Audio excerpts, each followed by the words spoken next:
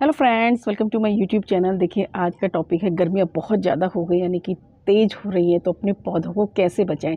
देखिए, बिना green net के भी पौधों को आप कैसे सुरक्षित रख सकते हैं। देखिए, ग्रीन नेट अगर लगा सकते हैं तो बहुत बेटर है, लेकिन ये ज़रूरी नहीं कि सभी लोग लगा पाएँ। कुछ जैसे कि मैं ग्रीन नेट नहीं लगा पाती हूँ, कुछ प्रॉब्लम्स होती हैं मुझे भी, क्योंकि जगह बहुत छोटी है। इसका रीज़न है, वरना ऐसा नहीं है कि हम नहीं लगवा सकते, बट देखिए बहुत सारे प्रॉब्लम्स आती कि जो नहीं लगवा सकते वो अपने पौधों को कैसे सुरक्षित। देखिए, मेरे पास आप जानते हैं 60 से ज़्यादा फ्रूट प्लांट है, वेजिटेबल्स भी हैं, फ्लावर्स भी हैं, तो हर साल मैं इन्हें कैसे सुरक्षित रख पाती हूँ इस वीडियो में आपके साथ वही शेयर करूँगी। और देखिए, पौधे एकदम हरे भरे रहते हैं, काफ़ी अच्छी फ्रूटिंग भी होती है। वीडियोज़ पसंद आए तो प्लीज़ लाइक शेयर सब्सक्राइब जरूर कीजिए। आज इस वीडियो में हम यही जानेंगे कि बिना ग्रीन नेट के भी आप पौधों को कैसे सुरक्षित रख सकते हैं। देखिए, सबसे पहले मैं बात करूंगी वाटरिंग की। वाटरिंग बहुत इंपॉर्टेंट है, क्योंकि गर्मी में पानी की रिक्वायरमेंट बढ़ जाती है, तो पानी देने का तरीका बिल्कुल सही होना चाहिए। अब देखिए, पानी एक टाइम देना है या 2 टाइम, ये डिपेंड करता है आपके प्लांट्स पर, आप किस जगह रहते हैं। अगर आपने नेट लगवाई है, शेड लगवाई है, तो कम क्वांटिटी की ज़रूरत होती है। देखिए, जब हम रेगुलर अपने प्लांट्स के साथ काम करते हैं तो हम देखते हैं कुछ प्लांट्स को पानी की कम ज़रूरत होती है, किसी को ज़्यादा। तो आपको देखना पड़ेगा कि 2 टाइम वाटरिंग करनी है या 1 टाइम करनी है। वाटरिंग का टाइम जो निर्धारित करें, सुबह गर्मियों के समय में सुबह 8:30 बजे तक आप दें इस पानी को। ऐसा नहीं कि आप 10-11 बजे तक पानी दें, तो वो थोड़ा सा गलत हो जाएगा, यानी कि उस समय हीट यानी कि गर्मी बहुत ज़्यादा हो जाती है। ऐसे ही आप शाम के समय वाटरिंग करें, वो तो अब नॉर्मल सी बात है, 6 बजे 6:30 बजे के बाद आप वाटरिंग करें। जब भी आप वाटरिंग कर रहे हैं तो पौधों को चेक करें कि उनकी मिट्टी ऊपर से हल्की सी, देखिए गर्मी तेज़ है तो सूखने ही लगती है, तभी आप वाटरिंग। ऐसा नहीं कि किसी प्लांट के अंदर पानी भरा हुआ है उसके बाद भी आप उसको वाटरिंग कर रहे हैं, यानी कि प्लांट्स को चेक करना पड़ेगा। देखिए, फ्रूट प्लांट है तो फ्रूट प्लांट को चेक करके ही पानी देना चाहिए। किसी में फ्लावरिंग बहुत ज़्यादा हो रही है तो उस समय थोड़ी सी वाटरिंग को हम कम करते हैं। देखिए, किसी ने पूछा था, गर्मी का टाइम में बंद बिल्कुल नहीं करना है, आपको थोड़ी सी उसको जो है कम करना है, क्योंकि पानी नहीं देंगे तब भी फ्लावर्स आपके जो है गिर जाएंगे। देखिए, वाटरिंग के लिए पाइप का इस्तेमाल भी कर सकते हैं, और इस तरीके से जो कैन आती है उसका इस्तेमाल भी कर सकते हैं, और अपने प्लांट्स को शावर भी दे सकते हैं। लेकिन अगर आपकी वेजिटेबल्स हैं या फ्रूट प्लांट है, उनमें फ्लावरिंग हो रही है, जैसे कि वाटर एप्पल का प्लांट है, इस पर शावरिंग बिल्कुल भी ना करें। और जैसे कि इसे पानी देना है तो मैंने थोड़ी सी मल्चिंग भी कर दी है। जब आपको लगे कि हाँ, अपर लेयर सूख गई है, तभी आपको इसकी जो है वाटरिंग करनी है। इस चीज़ का थोड़ा सा ध्यान रखना है जिसमें फ्लावरिंग हो रही है। और अगर फ्रूट सेट हो गए हैं, इस तरीके से फ्रूट अगर सेट हो गए हैं, तो पानी का ध्यान रखें, उसकी पानी की मिट्टी सूखनी नहीं चाहिए। उससे फिर चाहे आपको 2 टाइम वाटरिंग करनी पड़े या 1 टाइम।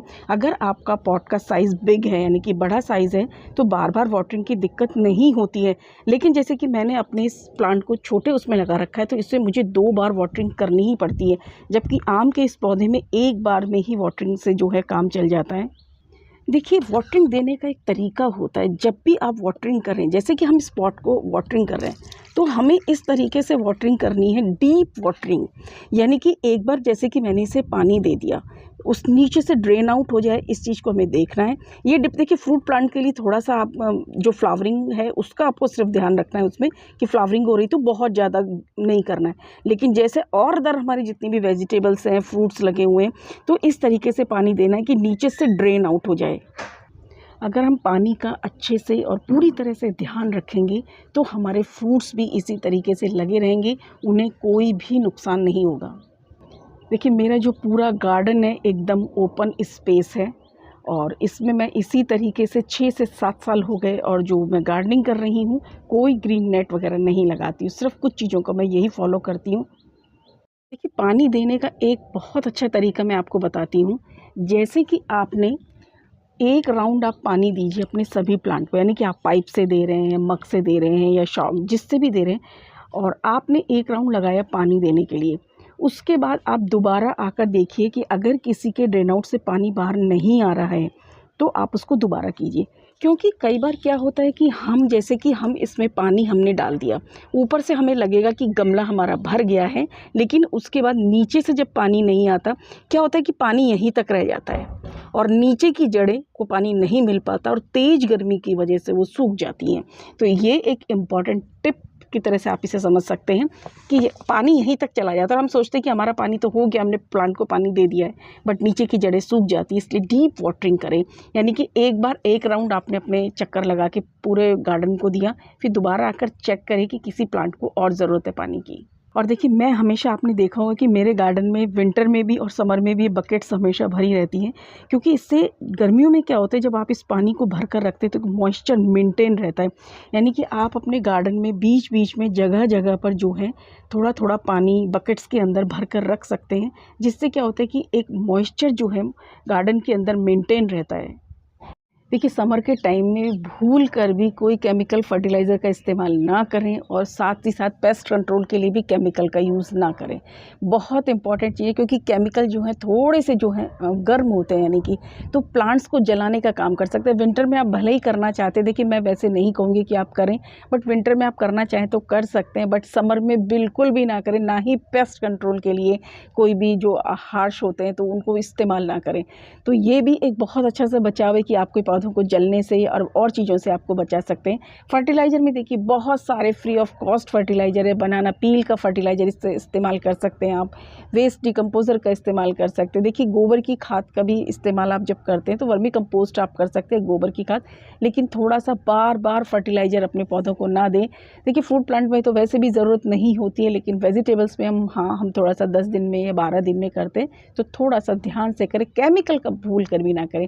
देखिए, अगर पेस्ट का तो क्या अटैक बिल्कुल गार्डन में हो सकता है, तो उसके लिए आप एक काम कर सकते हैं।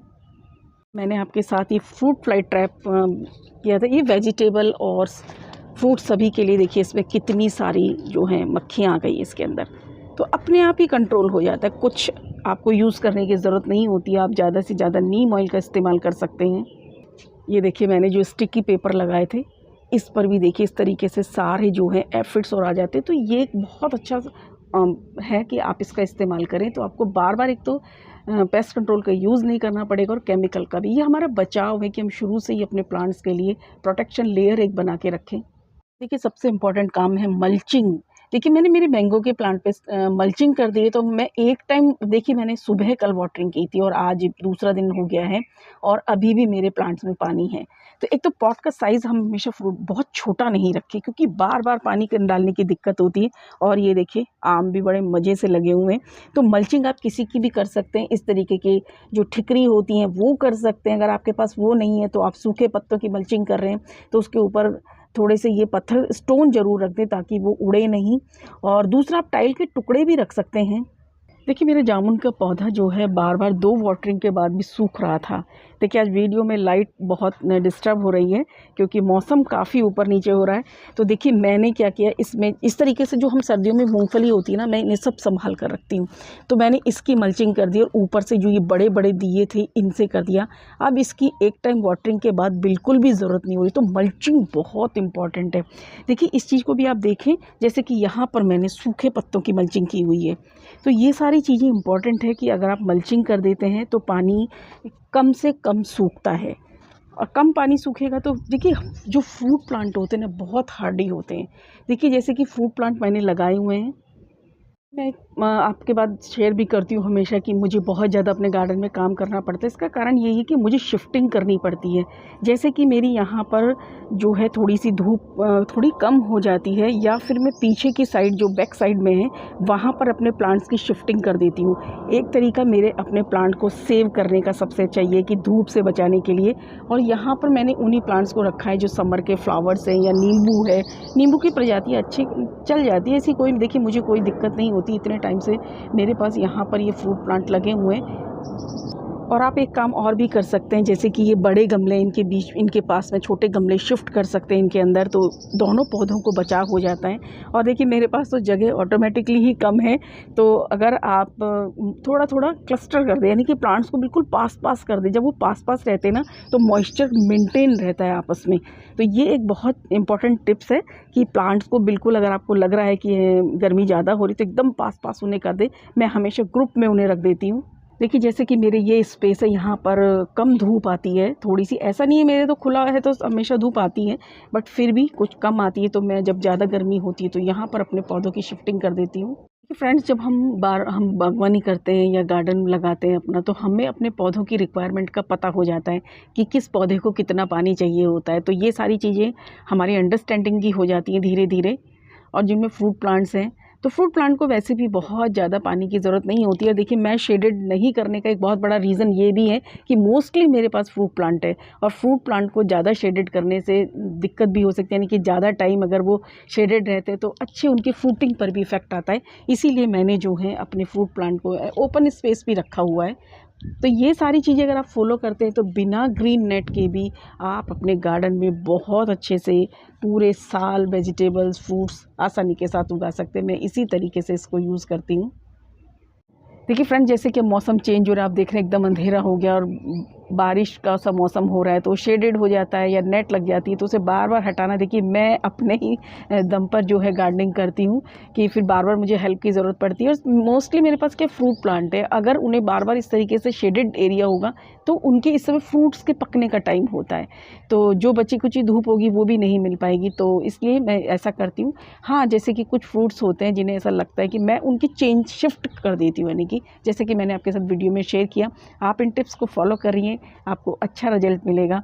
और देखिए, हम कुछ लोगों की, देखिए मैंने ऐसा नहीं किया, ग्रीन नेट लगवाना कोई बड़ी बात नहीं है, बट मेन चीज़ यही होता है कि जैसे कि मजबूरी होती है कि मेरा जो प्लेस है बहुत छोटा है, और जो बड़े शहरों में रहते हैं, दिल्ली और बॉम्बे जैसे शहरों में, उन्हें अच्छे से मालूम है कि जैसे कि मुझे टेरेस मिला हुआ है, इसको अगर मैं पूरा कवर कर दूँ उसके बाद फिर हमारे पास कोई स्पेस नहीं बचता। इसलिए मैंने अपनी गार्डनिंग के साथ साथ ये इस चीज़ का भी ध्यान रखा है, इसीलिए मैंने ग्रीन नेट नहीं लगवाई।